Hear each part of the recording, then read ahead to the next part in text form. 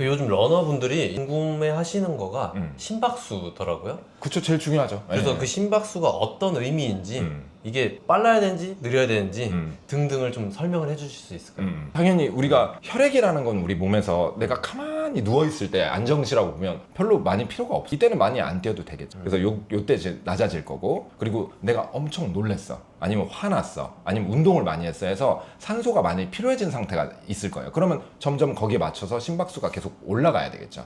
그런 경우 당연히 심박수가 오르는 거고. 그래서 이 분당 보통 이제 횟수를 재는데 분당 심박수라고 해서 이게 좀 안정됐을 때 수치가 낮을수록 좀 건강한 지표라고 볼 수가 있어요. 안정됐을 때 낮을수록. 그러면은 한 번 했을 때 많이 나오는 게 좋은 거네요. 그렇죠. 그러니까 우리가 큰 근육은 네. 한 번에 큰 파워를 낼 수가 있잖아요. 네. 심장도 이렇게 단련하면 점점 두꺼워지면서 건강한 스포츠 심장이 되는데 강해지면 한 번에 큰 혈액을 밀어낼 수가 있어요. 최근에 느꼈던 게 고수랑 함께 뛰다 보니까 네. 같은 운동을 해도 그 부분은 심박수가 낮게 나오더라고요. 그리고 이제 두 가지가 되는데 심장만은 아니고 네. 산소를 쓰는 그게 VO2max인데 산소를 한번 섭취했을 때 쓰는 효율도 좋아지면 더 또 적게 뛰어도 되는 거예요. 아, 약간 소화력이라고 생각해요. 산소 소화력. 네, 산소 소력과 심장이 한번 수축하는 이 능력.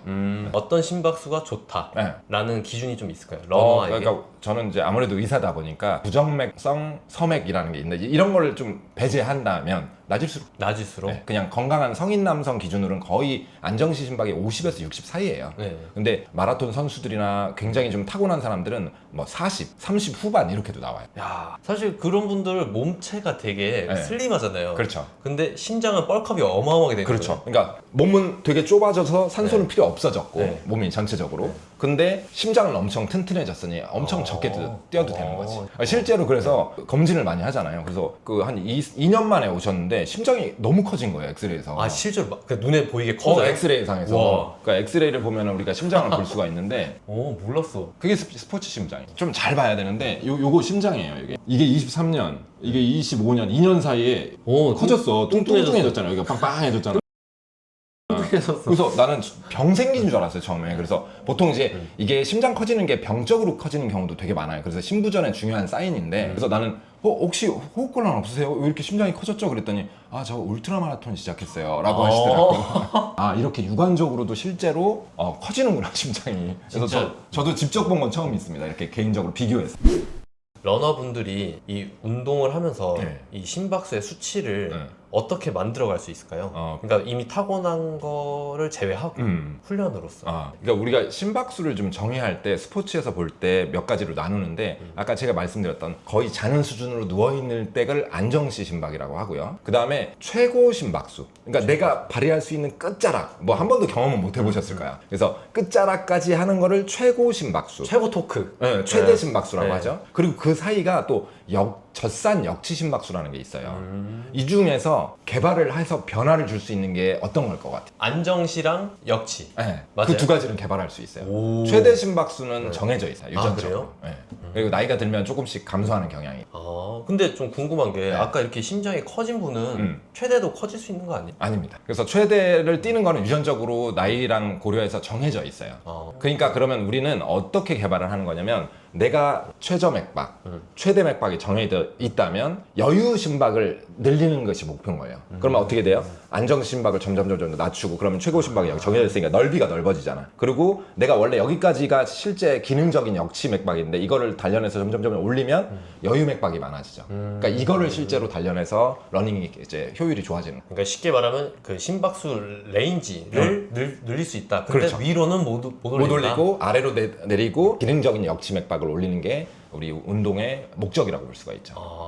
그러면 젖산 역치 심박수는 정확히 뭐예요? 생소하실까요? 러닝을 많이 안 해본 분들은 이게 최대 맥박이라고 하면 조금만 운동해도 여기서 더 이상 못해요. 수행을 하지 못하는 그것을 우리가 젖산이 발생하는 속도랑 제거하는 속도가 이제 점점 차이 나는데 젖산이 쌓여가는 속도가 이제 제거하는 속도보다 높아지는 맥박을 우리가 젖산 역지 맥박이라고 해요. 그럼 이때부터는 이제 힘들어서 운동을 더 이상 못해.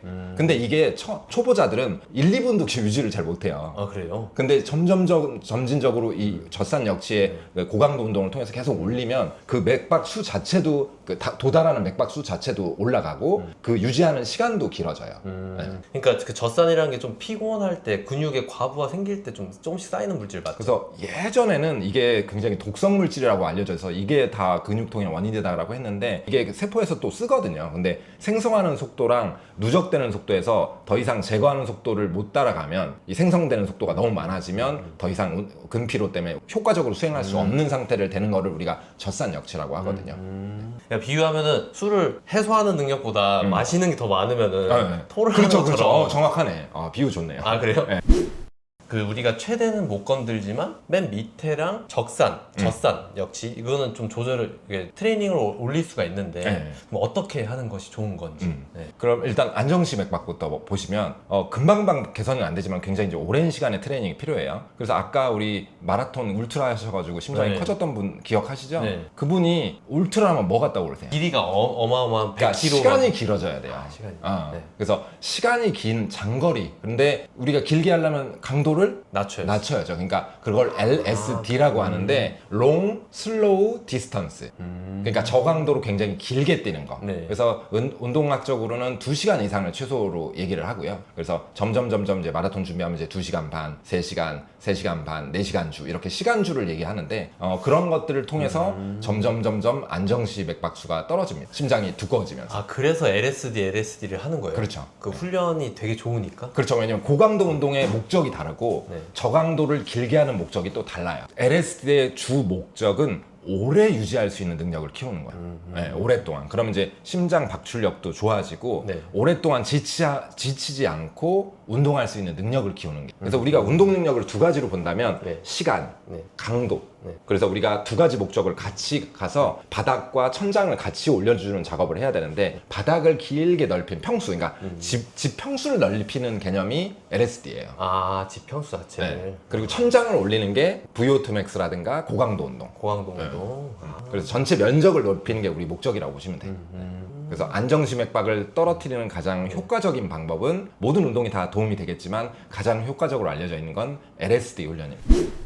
젖산 역치를 좀 올리는 그런 훈련도 있을까요? 네. 그래서 이거는 아주 뭐 심플해요. 그 3km에서 5km를 타임 트라이얼이라고 하잖아요. 그래서 내가 최대한 뿜어낼 수 있는 속도로 뛰는 거를 이제 적산 역치주 5km, 3km로 시작하시면 좋을 것 같아요. 그리고 저는 이제 개인 선호도로 인터벌이 좀 더 쉽게 느껴져요. 실제로도 그렇고. 그래서 인터벌이라는 건 그거보다 좀 더 빠르게 뛰는데 대신 뭐 400m부터 시작해서 800m나 1km를 역치로 쫙 뛴 다음에 한 1분에서 1분 30초 정도 좀 쉬고 이렇게 이제 인터벌을 두고 하면 쉬는 시간을 기다리면서 조금 견뎌낼 수 있는 힘이 더 보통 내 맥박의 91% 최대 맥박의 91% 정도를 도달하는 상태를 길게 유지하는 이것도 점점 처음에 10분, 15분, 20분, 30분 이렇게 좀 늘려가야 되겠지만 그래서 그렇게 해서 도달시키는 게 젖산 역치 맥박 도달 맥박을 올리는 방법입니다.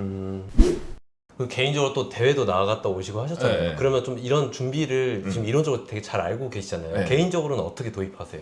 저는 참 그러니까 이게 자전거가 좀 어떻게 보면 저한테 많은 착각을 줬던 것 같아요. 저는 자전거를 막 180km도 타고 이러면서 되게 단련이 잘 돼 있다고 생각하고 러닝으로 넘어갔는데 이제 평발인지 몰랐지 내가. 근데 이제 마라톤, 풀마라톤을 준비를 하려면 LSD를 무조건 해야 돼요. 안 그러면 불가능해요, 완주가. 그래서 뭐 처음은 2시간 주, 2시간 반 주, 3시간 주, 3시간 반 주 이렇게 시간주로 계속 내가 뛸 수 있는 시간 자체를 늘리는 게 우선이 되는데 당연히 그러다 보면 어떻게 될까요? LSD의 가장 큰 문제는 그러니까 관절이 계속 마찰이 일어나죠. 한번 뛸 때마다. 그 횟수가 얼마나 늘겠어. 그 4시간을 뛰어야 되는데. 그러면서 결국 부상을 당했죠. 후경걸인데 여기가 이제 발목에서 이렇게 타고 이쪽으로 내려가는 근육이 있거든요. 이 안쪽에 여기 발목에 딱 내치게 있어요. 근데 평발은 어떻게 되냐면 발목이 안쪽으로 무너져요 자꾸. 아. 그러면 요 내회라고 하죠. 그럼 네. 내회면 아무래도 이 관절 꺾임이 심해지니까 이쪽 인대가 계속 늘어나는 장력을 받아요. 그러면서 이제 이쪽 안쪽 발목이 먼저 부상이 생겼었고, 그 다음 우리가 봉공근이라고 해서 여기서 시작한 근육이 이렇게 타고 여기까지 가요. 얘는 요런 동작을 만들어주는 건데, 반대로 안쪽으로 무너지면 어떻게 될까요? 이렇게 자꾸 무너져. 그러면 여기가 늘어나는 또 장력이 생길 거고, 거꾸로 또 이쪽에서 시작해서 여기로 붙는 장경인대라는 게 아주, 이건 뭐 유명하죠. 이렇게 작용하면 늘어나잖아요 또 이것도. 이렇게 뛰어야 되는데 안쪽으로 자꾸 무너지니까 여기서 이제 이 스트레칭 받는 거에서 이쪽 통증과 요쪽 내 쪽으로 해서 이제 통증들이 많이 생겼죠. 아, 제가 이거 이야기 들으면서 네. 좀 놀란 게 어떻게 이렇게 무너질 수가 있지 생각했는데 네. 저는 생각해보니까 하이아치네. 그렇죠. 거꾸로 해요. 그런 분들은 저는 밖으로. 그쵸. 네. 아, 그래서 저는 굳은 살도 바깥에 되게 많고 그래서 네. 어떻게 이렇게 꺾이지 했는데 아, 그런 분들이 있겠군요. 그렇죠. 그러니까 본인 상태를 잘 이해하셔야 돼. 네. 근데 우리가 스트레스 저항을 올리려면 결국은 운동의 근원 이 메커니즘이 몸에 건강한 스트레스를 지속적으로 주는 거예요.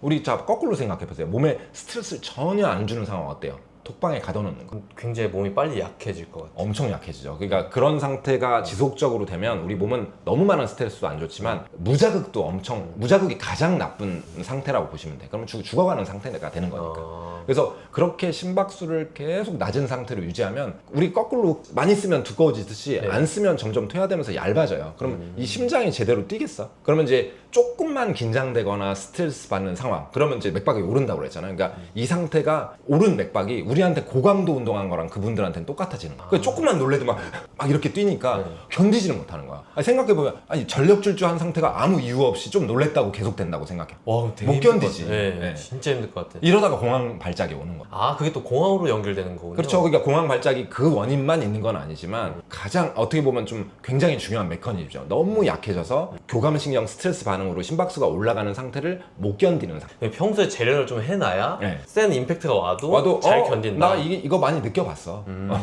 고강도를 했으면 맨날 이렇게 뛰니까 네. 이거 느껴봤으니까 뭐 그냥 대수롭지 않게 받아들일 수가 있는데, 그런 상태를 한 번도 경험 안 한 심장은 깜짝 놀라는 거야. 그러니까 본인을 너무 멸균실에 갖다 놓으면 안 되고 그렇죠. 그렇죠. 여러 가지 스트레스도 있고 이거를 이렇게 해놔야지. 비유가 찰떡 같아.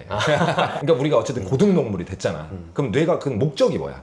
뇌가 이렇게 만들어진 목적. 움직임을 위해서. 그렇죠. 네, 그러니까 움직임. 뇌는 네. 결국은 생존 확률을 높이기 위해서 이렇게 진화된 거예요. 네. 그러면 우리가 이제 구석기 시대에 결국 진화가 끝났는데, 그러면 그때 유리했던 환경이 어떨 걸까? 결국 사냥과 채집이니까 많이 움직이는 사람들이 유리 있겠어요? 안 움직이는 사람들이 당연히 많이 움직이고. 그렇죠. 막 때려잡고. 사냥해야 되고 달려야 되고 채집해야 되고 기어 올라가야 되고. 그러니까 뇌는 그런 사람들한테 보상작용을 행복으로 준 거예요.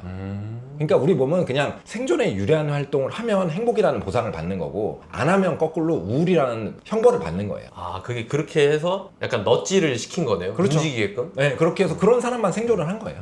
네, 그러니까 그런 유전자들이 계속 존재하게 남는 거죠. 그래서 이제 심박수라는 걸 좀 이야기를 나눴는데 네. 저는 좀 정확히 알고 싶은 마음에 가민도 사고 했잖아요. 그렇죠. 이게 잘 볼 수 있는 법을 좀 알려주셨으면 좋겠다. 그래서 심박수는 네. 여기 기본적으로는 내장이 돼 있어요. 네. 그래서 이게 가민 손목 심박이라고 하는데, 손목 심박의 측정은 말초혈관에다가 이 혈액량의 변화를 가지고 이제 측정하는 방식이라서 조금 전달이 늦어. 그리고 실제로 피부 색깔이라든가 네. 접촉도, 그러니까 막 세게 묶냐 약하게 묶냐, 그리고 땀이 얼마나 많이 났냐에 따라서 오류가 많이 생길 수가 있어요. 혈류 양을 이제 측정하는 거거든요. 간접 측정 방식이에요. 어쨌든 오류가 굉장히 많이 생기는 편이에요. 저는 가끔 이제 이거 그냥 아침에 출근에 3km 정도 걸어서 출근하는데, 갑자기 보는데 원래 제가 걸을 때 심박수가 100 정도 초반이거든요. 근데 갑자기 160이 나와. 되게 아름다운 여성 지나는 거 아니에요? 그런 거 아니죠? 그건 아니에요. 그건 아니고. 오케이. 그러니까 이 정도로 좀 오류가 있는 걸 보면서, 야, 이걸로는 좀 한계가 있겠는데? 나 숫자 욕심 있는데.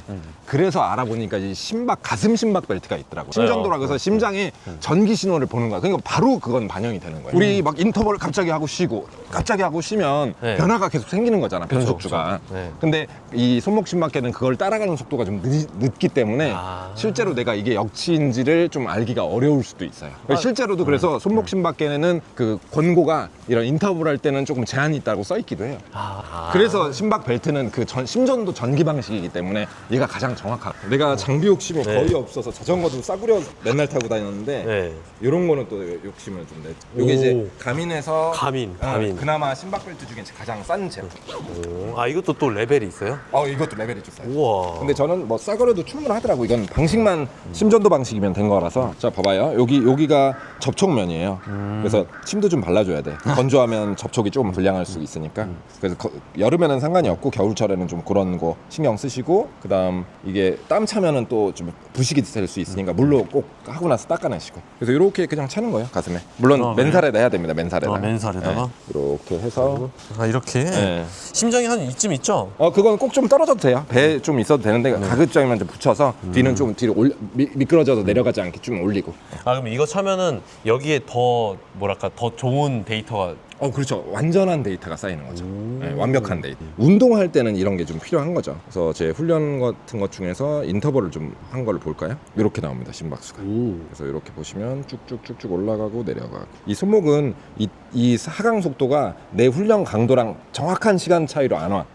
뒤늦게 반영이 조금 되기 때문에 몇 초라도. 근데 이게 거의 이제 언덕 인터벌 같은 경우는 뭐 30초만 운동이 끝나니까 30초 올라가고 좀 내려가고 30초 올라가고 내려가고 이러니까 좀 엇박자가 날 수가 있어서 그래프 되게 이쁘다. 네. 이렇게 예쁜 그래프 처음 봤어. 되게 수행이 잘 된 거죠. 그리고 원래는 이제 손목을 했으면은 이 정도 정확하지 않았을 것이 이거 덕분에 이렇게 정확한 걸 알 수 있다. 그렇죠. 네. 근데 인터벌 훈련이 되게 중요하잖아. 네. 인터벌이 VO2 맥스 상승에는 가장 훌륭하니까요.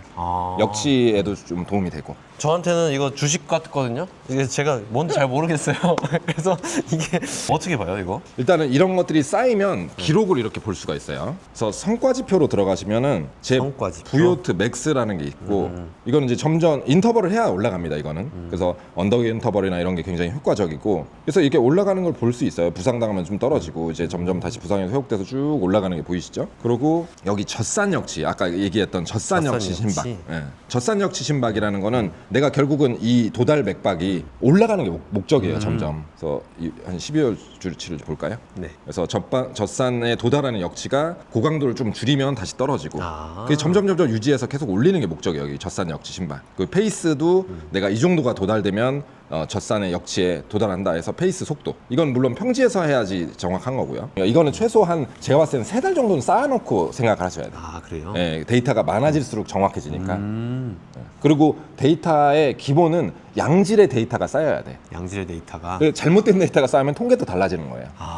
그래서 제가 이게 가급적이면 숫자에 좀 정확히 보고 싶은 욕심이 있는 분들이라면 손목만 고집하지 마시고 이거 조금 착용하다 보면 다 적응이 되거든요. 이것만 보고 올리고 싶어서 엄청 하다가 부상 당하는 거예요. 그거는 조심하셔야 됩니다.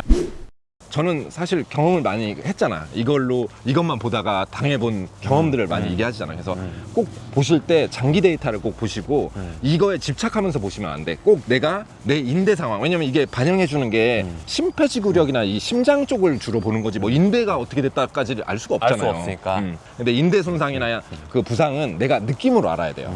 그래서 이 부상 당한 느낌이 좀 있거나 이러면 이거랑 같이 조합해서 둘 다 좋은 날 고강도 운동하고 점진적으로 올리셔야지, 그런 것만 숫자에만 맹목적으로 빠지면 오류가 생길 수 있습니다. 그래서 오늘은 심박수에 대한 의미와 어떻게 활용하는지까지 다뤄봤습니다. 안녕. 안녕. 어색한데?